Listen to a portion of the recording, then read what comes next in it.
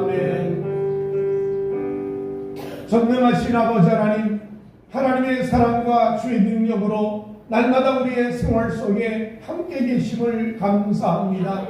우리가 생각지 못한 것, 우리가 구하지 않은 것까지라도 하나님이 응답하여 주심으로 인하여 가장 좋은 때, 가장 좋은 방법으로 가장 좋은 것을 넘치게 허락해 주심을 감사합니다. 더 하나님을 의지하고 사랑하며 가까이 하는 우리 교인들 모두가 되도록 축복하여 주옵소서. 주의 정에 엎드렸습니다. 십자가의 보혈을 덮어주셔서 우리의 허물과 우리의 죄와 우리의 잘못을 깨끗하게 씻어 주옵시고 하나님의 나라 의와 평강과 실하게 삶을 살아가는 복을 내리워 주옵소서. 하나님 앞에 간절히 기도합니다. 이 나라 이 백성을 긍휼히 여겨 주셔서 남북관계를 정리하여 주옵시고 정치나 경제나 교육이나 사회 전반적인 여러가지 일들을 하나님이 간섭하여 주셔서 평안하고 안정되고 성장과 하나님의 역사로 인한 부흥이 있도록 축복하여 주옵소서. 하나님 간절히 기도합니다. 오늘 우리 예배를 기쁘게 받아 주옵시고 한 사람 한 사람 성령으로 충만하게 하여 주옵시고 예수 이름으로 악한 어둠의 세력을 멸하여 주옵시고 주여 한 사람 한 사람 모든 질병을 깨끗하게 치유하여 주셔서 건강한 삶을 살아가게 하여 주옵소서. 교회가 다시 한번 회복하게 하여 주셔서 우리 교회와 한국교회가 빛을 발하고 하나님 영광 위에 쓰임받는 교회들이 되게 하여 주옵소서. 이 시간도 저나 우리 모두에게 말씀과 성령과 능력을 덧입혀 주시기를 간절히 원하며 예수님 이름으로 기도하옵나이다. 아멘. 하나님의 축복이 가정과 생활 범사에 함께 하시기를 주 이름으로 축원합니다. 추운 날씨에 건강하기를 바라고 또 가정의 어려운 문제가 다 해결되어서 내년에는 더 좋은 일들이 많이 생기시기를 주 이름으로 축원합니다. 오늘 전 여러분과 함께 내 백성을 위로하라 이런 제목으로 하나님 말씀을 나누겠습니다. 여러분, 위로한다는 말은 다른 사람의 괴로움이나 슬픔을 달래주는 따뜻한 말이나 행동을 말합니다. 그래서 서로 어려울 때마다 그 어려움을 나눌 수 있는 사람이 있고 그 말씀을 어려움을 나누는 사람들이 서로 그랬구나 하면서 위로해주는 말을 한다면 마음이 편안하고 마음이 행복하지 않을까 그런 생각을 합니다. 성경은 우리에게 이 어려움을 당할 때 교회에서 위로를 받으랍니다. 교회에는 하나님의 영이 있는데 그 하나님의 영을 위로의 영이라고 했습니다. 그래서 슬프고 어렵고 답답하고 힘든 여러 가지 문제를 주 앞에 내려놓고 위로를 받고 하나님의 의리 안에서 생을 얻을 수 있는 축복의 역사를 교회가 제공한다는 얘기입니다. 여러분, 예배드릴 때마다 하나님의 위로와 주의 평안이 임하시기를 주 이름으로 축원합니다. 특별히 이스라엘 백성은 애굽에서 70년의 세월을 바벨론에 종살이 됐습니다. 이제 바벨론의 포로의 삶을 마무리해가는 과정 속에 하나님께서 이사야를 통해서 말합니다. 여러분, 위로받으십시오. 하나님이 위로하랍니다. 그래서 오늘 이사야 40장 1절에 말하기를 위로하라, 내 백성을 위로하라 하면서 하나님께서 위로하라고 말씀을 전해주셨어요. 근데 사실은 이스라엘 백성들이 위로받을 수 있는 상황이 아닙니다. 왜냐하면 너무 많은 어려움을 겪었고 환난이 있었고 질병이 있었고 고통이 있었어요. 심지어는 하나님께서 우리 기도를 더 응답하지 않으신다. 하나님 우리를 버렸다. 하나님 우리의 호소함을 외면하셨다. 이렇게 생각하는 것이 모든 백성들의 마음속에 가득 차 있었어요. 이 때문에 그들의 마음속에는 믿음도 떠났고 신앙의 삶의 열매도 이루지 못했고 더욱이 고난과 환난의 어려움은 극에 당했습니다. 그때 이사야가 하나님의 말씀을 전합니다. 위로하라. 내 백성을 위로하라. 그러면서 백성들을 위로할 때 하나님께서는 그들의 마음을 어루만져 주시면서 새롭게 삶을 살아갈 수 있는 능력과 은혜를 베풀어 주시고, 마지막에는 이사야가 말하기를 일어나 빛을 발하라. 하나님의 영광이 우리 가운데 임했다고 하면서 큰 역사를 베풀 것을 선포하며 위로와 소망을 더하여 주셨습니다. 오늘도 저나 여러분의 삶 속에 하나님 위로가 있기를 주 이름으로 축원합니다. 오늘 이사야 40장 1절에 말씀하기를 너희 하나님이 이르시되 너희는 위로하라. 내 백성을 위로하라.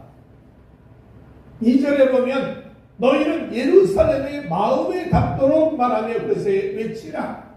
마음에 위로했다는 그 느낌을 받을 정도로 마음속에 큰 평안 오고 위로를 얻을 수 있는 거기까지 너희가 위로의 말을 전하라는 겁니다.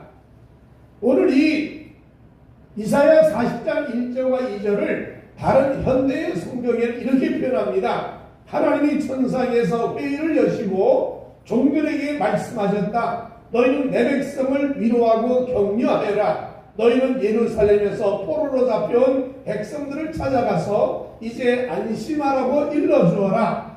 이렇게 선포하여 그들을 위로하여라. 하나님이 천상에서 많은 종들을 모아놓고 이스라엘 백성을 향해 말합니다. 여러분, 이제부터 여러분은 모든 어려움에서 해결될 것이고 이제 하나님이 주시는 축복을 받아서 힘을 얻고 담대하게 평안하게 은혜 안에 살았으면 좋겠습니다라고 하나님이 말씀하셨다는 얘기입니다. 오늘 여러분에게도 한 해를 보내면서 참 어려운 일이 많이 있지 않았습니까? 생각지 못했던 어려움을 겪을 때가 있었어요. 생각지 않는 질병도 고통을 당할 때도 있었어요. 생각지 않은 인간관계에 어려움이 있었어요. 전혀 나는 예상치 못했는데 갑자기 생각지 않은 일이 다가와서 내 마음을 괴롭고 걱정과 염려와 힘듦으로 살아가게 만들었다는 거죠. 여러분, 한 해를 보내면서 오늘 이사야가 주신 이 말씀이 여러분이 임하여 위로되고 또 위로받고 하나님의 은혜가 임하는 삶이 되시기를 주 이름으로 축원합니다. 옆에 분을 쳐다보고 이렇게 말씀하십시오. 우리 힘들었지? 한마디 하세요. 그 다음 두 번째 말이 있습니다. 옆에 쳐다보시면서 그랬구나 한마디 하세요. 여러분, 서로 어려움이 있지만 그래 힘들었지 뭐. 너도 힘들고 나도 힘들고 다 힘들었어. 한 해를 보내면서 하나님의 위로가 여러분이 임하시기를 주 이름으로 축원합니다. 그러면 하나님 위로라는 게 도대체 뭔가 하는 얘기예요. 뭘 보고 우리에게 위로 주는 겁니까? 첫 번째는요, 하나님께서 우리의 죄를 용서하고 모든 형벌이 끝났다라고 말하신다는 거예요. 마치 무죄 선언이 아닌 이제 사면이 됐다라고 말하는 것처럼 하나님이 죄 없다고 이제 말하시며 내가 이제부터 이 감옥에서 풀려나 자유함을 얻었다는 거예요. 이게 하나님의 위로의 첫 번째 말씀이었어요. 오늘 이사야 40장 2절에 말하기를 너희는 예루살렘의 마음에 닿도록 말하며 그것에 외치라. 그 노역의 때가 끝났고 그 죄악이 사함을 받았느니라. 그의 모든 죄로 말미암아 여호와의 손에서 벌을 배나 받았느니라. 이미 죄 용서함을 받았다는 거예요. 무죄함이 됐다는 거예요. 이제 너는 이 감옥에서 풀려난다는 거예요. 무죄 선과 함께 석방 선언을 하나님이 하셨다는 거예요. 70년이라는 세월을 이제 다 형벌을 받았다고 생각하고 이 형벌에서 내가 너를 자유하겠다는 거죠.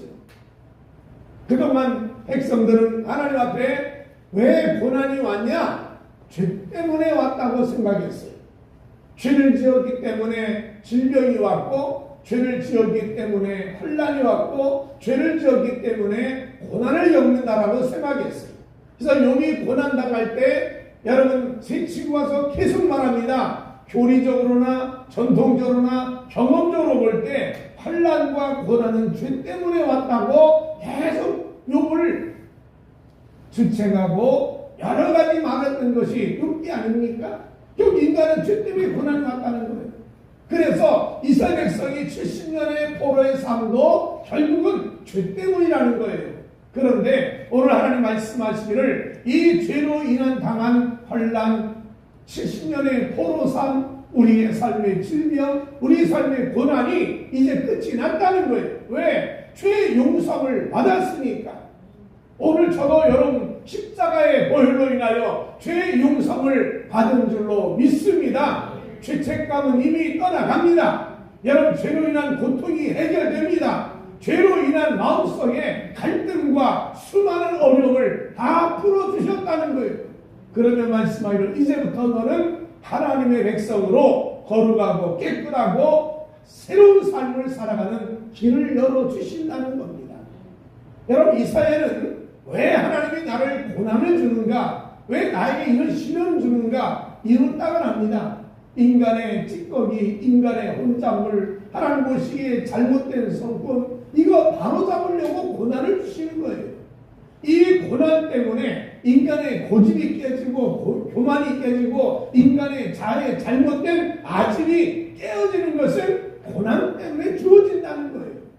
그래서 이사야는 이사야 1장 25절에 말하기를 내가 또 내 손을 내게 돌려 내 찌꺼기를 잿물로 씻듯이 녹여 정결하게 하며 내 혼자물을 다 제하여 버리고 내가 내 재판관들을 처음과 같이 내 모사들을 올라와 같이 빼고갈 것이라. 그리한 후에야 내가 의의 성읍이나 신실한 고을이라 불리니라 하면서 하나님이 고난의 목적은 정결하게 하려고, 거룩하게 하려고, 원래 초심으로 돌아가게 하려고, 하나님의 사랑으로 바르게 살게 하려고 고난을 주셨다는 거예요. 이 고난의 학교를 통과한 예수님도 순종을 배웠고, 이 고난을 통과한 사람들이 하나님 형상을 회복할 수 있었고, 이 고난을 통과한 사람들이 하나님을 의지하며 섬기는 삶이 됐다는 겁니다. 그래서 하나님께서 이스라엘 백성이 말하기를 이제부터 너희의 모든 죄가 다 사함을 받았기 때문에 이제 너희는 의의 성읍이라, 의의 백성이라, 하나님이 함께한 백성이라고 모든 사람이 일컬음을 받게 내가 너를 축복할 것이라는 겁니다. 예수님의 하나님이 첫 번째 위로는 뭐냐? 죄의 용서함을 주었다는 거예요. 내가 지은 죄는 사함을 받았다는 거예요. 이제 너는 하나님 안에서 석방이 되었다. 이제 자유함을 입었다는 거예요. 고난이 끝났다는 거예요. 노역의 때가 끝났다는 겁니다. 이제 여러분의 삶에 내년도에는요 좋은 일만 많이 생기기를 주 이름으로 축원합니다. 이제 한 해로 마무리 짓시다. 고난도 끝났어요. 질병도 끝났어요. 모든 삶이 이제 다 하나님이 해결해 주셨다는 거죠. 이 선언을 누가 하느냐? 하나님이 하신다는 거예요. 오늘 여러분 위로의 은혜로 인하여 어려움을 극복하고 마음속에 평안을 갖고 이제 새로운 소망을 가지고 하나님 바라보시기를 주 이름으로 축원합니다. 우리 찬송가 413장 하십시다. 우리가 많이 불렀던 찬송이지만 이 찬송가 413장은 스파폴드라는 사람이 작곡을 하고 작사를 한 건데, 이분은요 아들이 박테리아의 세균에 감염되어 가지고 아들이 죽었어요. 자녀가 5인데 그 5 중에 아들 하나가 세균에 감염되어 죽었다는 거죠. 그리고 1년 후에는 시카고에 화재가 일어나가지고 집이 다 불타버렸어요. 너무너무 어려운 가운데 있었습니다. 그래서 2년이 지나고 이제 뭔가 회복을 하려고 했는데 자기 부인하고 4딸을 유럽으로 여행을 보내려고 보냈습니다. 근데 배를 타고 가는 그 대서양에서 그 배가 침몰해가지고 딸 4이 죽었어요. 그리고 부인만 사는 겁니다. 욕같이 정말 생각지 못한 어려움을 겪었던 그 어려움 속에 낙심하고 좌절하며 부인을 만나러 배를 타고 가는데 그 배 중에서 너무너무 힘들고 어려우니까 하나님 하나님 어떻게 이렇습니까? 왜 나만 그다란 위로를 얻습니다.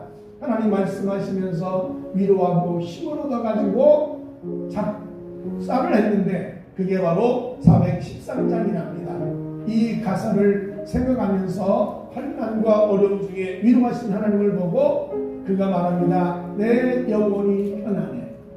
정말 내 영혼이 너무너무 편안해 하면서 웃으면서 그 환난과 그 시련을 극복하여 부인과 함께 새 삶을 시작하는 그런 마음의 찬양입니다. 한번 우리 같이 찬양하십시다. 413자입니다.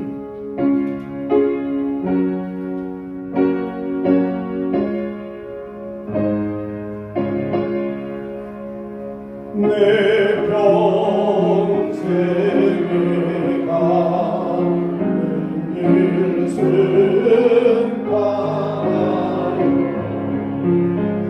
늘 잔잔한 감각을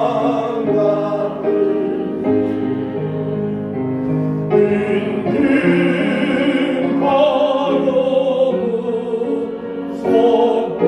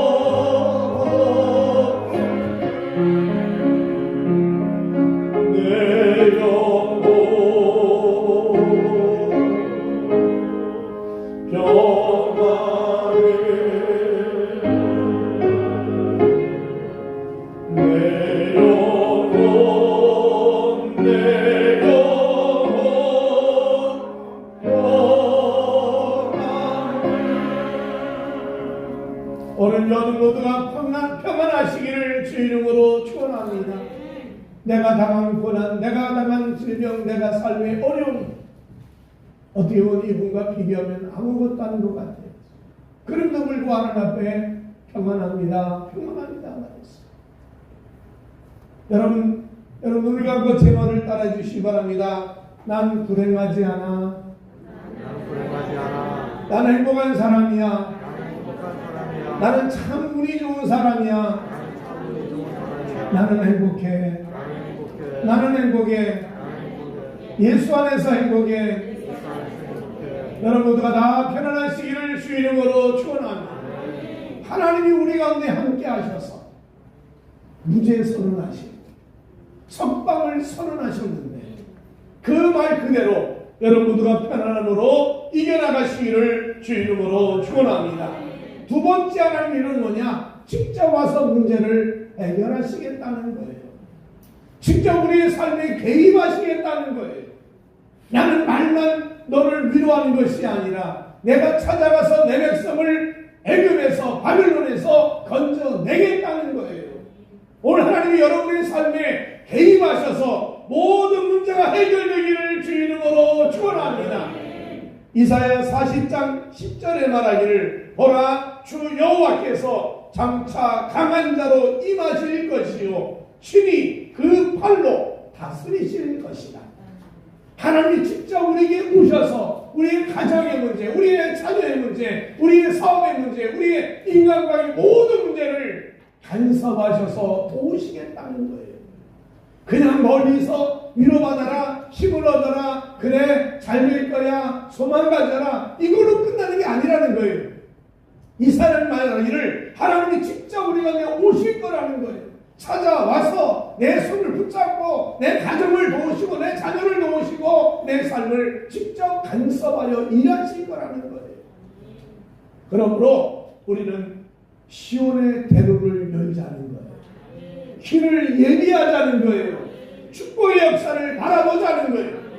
이사야 40장 오늘 3절부터 말합니다. 외친 자여 소리여 이르되 너는 광야에서 여호와의 길을 예비하라. 사막에서 우리 하나님의 대로를 평탄하게 하라. 골짜기마다 고두어지며 산마다 언덕마다 낮아지며 고르지 않은 곳이 평탄하게 되며 험한 곳이 평지가 될 것이요 여호와의 영광이 나타나고 모든 육체가 그것을 함께 해보리라. 이는 여호와의 입이 말씀하셨느니라. 주님이 오신다는 거예요. 고속도로를 닦으라는 거예요. 높은 산 또 계곡 다 메꿔주고 평탄하게 만들어서 주님이 우리 가운데 임할 수 있도록 마음의 대로를 열으라는 거예요. 이제 주님이 오신다는 거예요. 오늘 여러분에게 임하시는 예수를 통하여 많은 역사를 하기를 주 이름으로 축원합니다. 그런데 문제는 뭐냐? 대로가 준비가 안 된다는 거예요. 우리가 길을 예비하지 못한다는 거예요. 잘 생각해 보십시오. 하나님만이 문제 해결하지 않습니까? 하나님만이 우리의 삶의 모든 인간의 생사화복을 주장하지 않습니까? 나라의 흥망성쇠를 하나님이 간섭하지 않으십니까? 그분이 오셔서 그분이 역사해 주셔야 되는데 우리는 그분을 기다리지 못하고 있어요. 생각해 보십시오. 예수님께서 승천하며 제자들이 말합니다. 나는 이제 하늘로 올라간다. 내가 다시 올 때까지 너희 나를 기다리라. 그런데 내가 너희에게 약속한 대로 성령을 보내주리라. 성령이 올 거다. 나와 똑같은 성령이 오셔서 너희에게 권능을 주고 능력을 베풀고 은사를 베풀고 역사를 만들어 줄 거다. 성령을 기다리라. 성령을 기다리라. 마지막 유언처럼 소리치셨어요. 그런데요 사람들이 열흘을 못 기다렸어요. 이 시민을 못 기다려가지고 380명이 다 떠나더라는 거예요. 그래서 그 성령을 120명만 성령을 받더라는 거예요. 380명이 떠나갔어요. 그 시민을 못 참아서 그 약속은 시민을 못 기다리는 거예요. 여러분, 이 모습 우리의 모습 아닙니까? 저 하나님이 해결해 주시고 하나님이 도와주셔야 됩니다. 뻔히 알면서, 하나님 역사를 뻔히 알면서 기도를 하지 못하고 있다. 뻔히 하나님 역사를 알면서도 예배에 참석을 안 한다. 예배가 악세사리예요. 신앙이 하나의 형식이 되어버렸어. 와, 그만 가보구만. 여러분, 이게 우리의 삶이 됐어요. 어떻게 하나님 역사, 우리에게 오신 주님을 위해서 길을 예비해야 되는데, 대로를 다 깎아야 되는데, 나는 그분을 맞이할 마음이 안 돼 있고, 준비도 안 돼 있고, 오면 오고, 가면 가고, 그냥 목사님 기도해주면 되고요. 또 여러 사람들이 함께 기도하면 해결되겠죠. 뭐. 이게 우리의 마음이라는 거예요. 내 마음의 대로를 활짝 열어놓으면 주님이 오셔서 해결하시고 기적을 베풀어 주지 않겠냐. 누가복음 18장에 예수님이 이런 말씀합니다. 과부가 억울한 일을 당해가지고 사람들에게 말합니다. 나 좀 도와주세요. 나 좀 도와주세요. 했더니 아무도 신경 안 쓴다는 거예요. 그래서 유일하게 나의 담당 재판장이 해결할 건 믿고 재판장을 찾아가서 도와줬는데 성경은 아주 한마디 말합니다. 불의한 재판관이라 했어요. 불의한 재판관. 부패하고 부정하고 돈을 추구하는 그런 재판관이에요. 돈을 안 갖다 주면 해결해 주지 않는 사람들이에요. 그런데 이 불의한 재판관 앞에 잘못 걸린 이 과부가 해결할 길이 없어서 쫓아갑니다. 아침에도 가고 낮에도 가고 저녁에 가고 하나님 해결해 주셔야 됩니다. 하나님 풀어주셔야 됩니다. 하나님 역사해 주셔야 됩니다. 재판장을 계속 물고 늘어졌어요. 그랬더니 이 재판관이 뭐라고 말하냐면 내가 많은 사람을 재판하면서 돈을 받고 재판을 듣게 하고 여지껏 살아왔는데 돈 한 푼도 안 받고 내가 저 사람 말을 들어주는 것은 너무너무 귀찮아가지고 너무 매달리니까 내가 해결할 수밖에 없더라는 거죠. 그래서 문제를 풀어줬다는 거 아닙니까? 근데 그 다음 말이 중요합니다. 예수 말씀하시기를 마지막 때는 이런 믿음의 사람을 보게 되냐는 거예요. 어렵고 힘들고 질병으로 고통스러워 끝까지 하나님께 매달리며 하나님이 안 도와주면 안 됩니다는 애절한 심령을 가진 믿음의 사람이 지어진다는 거예요. 일이 잘 될 때 기도하시던가요? 안 될 때 기도하시던가요? 잘 될 때는요, 바빠서 기도 안 해요. 근데 어려울 때는요, 그나마 엎드려 기도하잖아요. 하나님 바라보잖아요. 알 수 없어요. 그러니까 기도하기를 원하신 하나님께서 때로 고난 줄지 모르겠지만, 그러나 여러분 하나님을 향하여 어려운 문제가 있고 삶에 위로를 받으려고 한다면, 문제 해결을 받으려고 하나님 우리 가운데 임하셔서 일하기를 원하신다면 꾸준히 하나님을 기다리며 바라보라는 거예요. 여러분 일하지 말라는 거 아니에요. 일하세요. 여러분 모두가 다 포기하라는 거 아닙니다. 포기하지 마세요. 그러나 삶 속에 하나님을 향한 간절함이 따라와야 된다는 거예요. 대로를 열으셔야 돼요. 마음의 문을 열고 주님이 받아들이도록, 주님이 일하시도록 기도도 하고 하나님 섬김도 있어야 되고 부지런히 하나님을 찾고 하나님을 가까이 해야 되지 않겠냐는 거예요. 오늘 성경 이사야가 말한 것, 여러분 비록 하나님이 응답 안 한다, 하나님이 뭘 도와줬냐, 하나님이 어떤 역사를 했느냐, 그런 말 여러분 마음에 이미 다 퍼져 있는 거 아닌가. 그럼에도 불구하고 시온의 대로를 열듯이 마음의 문을 활짝 열고 하나님의 임재를 기다리는 대로가 있어야 된다. 그래서 말하기를 높은 것이나 낮은 것이나 고루고루 평탄하게 해서 주님의 임재를 기다려라. 교만하면 겸손해지고 하나님이 안 도와준다고 마음에 낙심하고 좌절하거든 소망 가지며 다시 힘을 얻고 하나님이 내 삶의 인도자여 보호자여 주권자임을 믿고 그분을 오시더니라는 거예요. 오늘 찬송가처럼 주님 오셨습니다. 마음 열고 받아들이잖아요. 겸손히 주님을 받아들이잖아요. 그래서 주님이 일하시는 이 역사를 여러분 모두가 다 체험하시기를 주 이름으로 축원합니다. 주님은 우리와 함께 하세요. 우리 가운데 임하세요. 우리를 도와주세요. 우리를 축복하세요. 말만 하는 분이 아니라 구체적으로 바빌론의 백성들을 끌어내어서 축복의 땅으로 인도하는 분이에요. 그분이 우리가 믿는 하나님이에요. 그 믿음과 그 소망을 가지고 하나님과 함께 살아가기를 주 이름으로 축원합니다. 세 번째는 하나님 위로하심을 서로 전하며 하나가 되자는 거예요. 서로 자꾸 전하자는 거예요. 하나님은 살아계시다. 하나님 우리와 함께 하신다. 하나님 나를 도와주신다. 이것이 서로 다 퍼짐으로 인해 가지고 그 낙담한 백성, 힘을 잃은 백성이 소망을 가지고 하나님을 민족적으로 백성이 하나가 되도록 만들어야 된다는 거죠. 여러분, 좋은 소식이 나쁜 소식이 있으면 뭐 먼저 들으실래요? 좋은 소식이요? 나쁜 소식이요? 어느 분이 그럽니다. 좋은 소식이 나쁜 소식이 있으면 사는 말한다. 좋은 소식 먼저 얘기해 그런답니다. 그 좋은 소식을 얘기해 줬어요. 나쁜 소식을 그 다음 얘기하면 그 나쁜 소식이 좋은 소식을 덮어버림으로 인해 가지고 그 나쁜 소식 때 마음의 근심과 염려가 쌓인다는 거예요.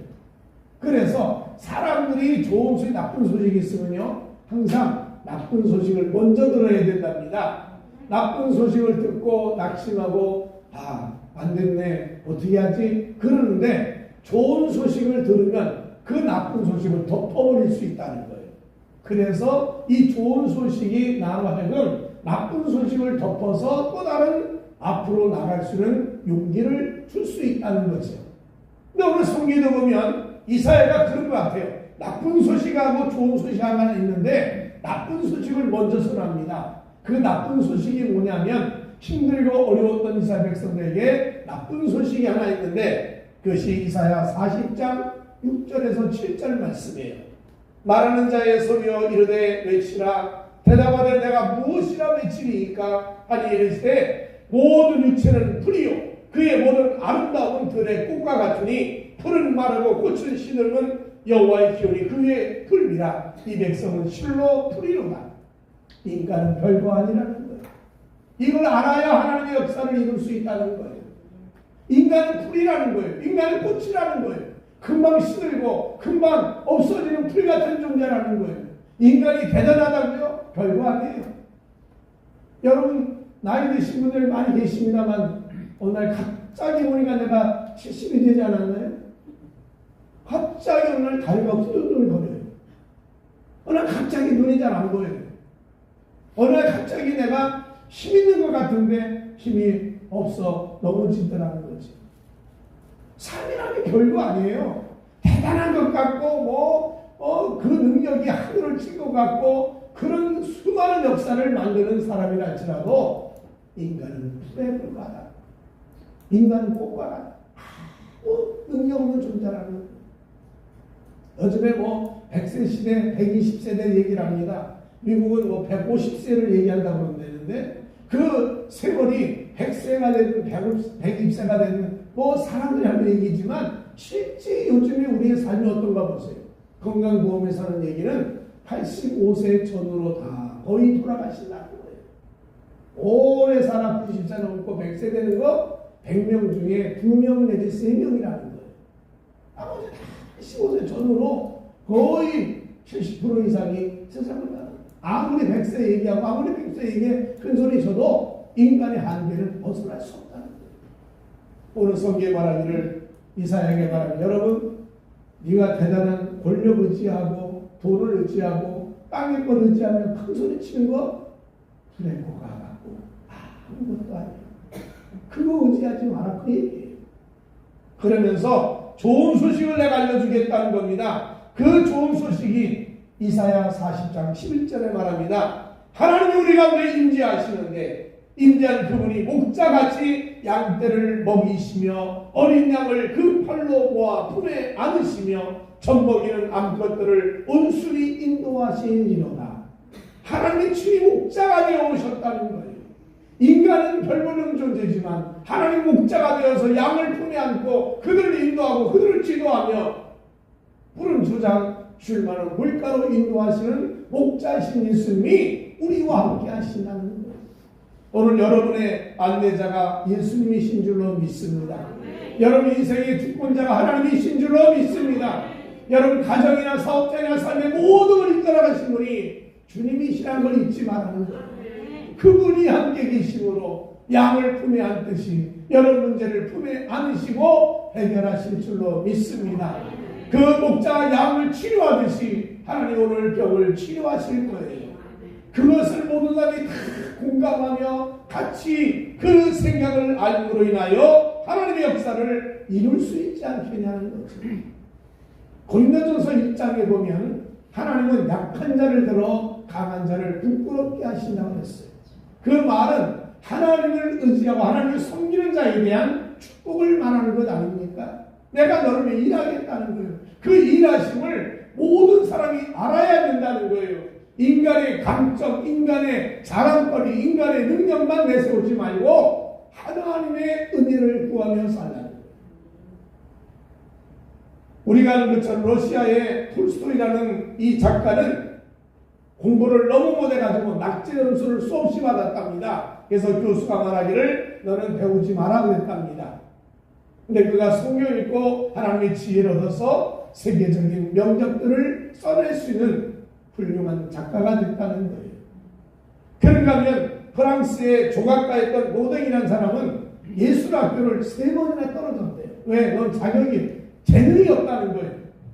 그때도 하나님 앞에 기도하는 가운데 세계적인 조각을 만들어서 대단한 명성을 얻었던 사람이었습니다. 아인슈타인은 너는 정신 발달이 느리고 환상에 사로잡힌 아이라고 비난했는데 그가 세계적인 천재로 평가받아 많은 것들을 이룰 수 있었다는 거죠. 사람들은 인간의 약함으로 끝난다고 생각합니다. 그러나 성경 말하기를 그게 나쁜 소식이에요. 그러나 좋은 소식은 그 하나님이 너의 삶을 끝까지 붙들어서 또 다른 삶을 만들어 주신다는 거예요.